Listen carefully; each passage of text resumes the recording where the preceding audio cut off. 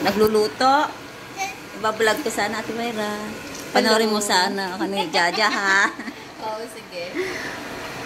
Huwag lang yung laro. Wala akong inanong laro. Sige. Kala ko si Jaja nagluluto. Hindi yung kunwari lang siya. Pero naglilipit siya.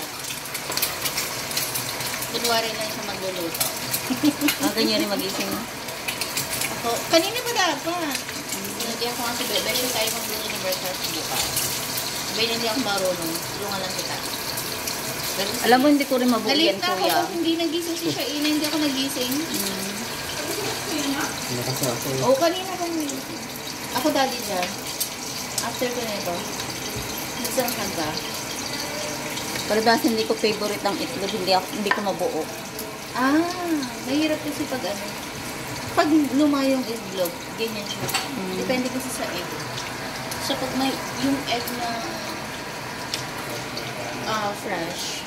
Naglilinis siya. Hindi ako sa lapi ko.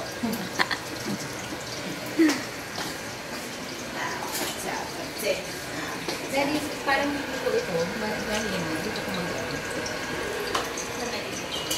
Or ate, i-arlo mo na kaya ito sa bright. Ha? Sa? Ikaw kaya mag-fried rice?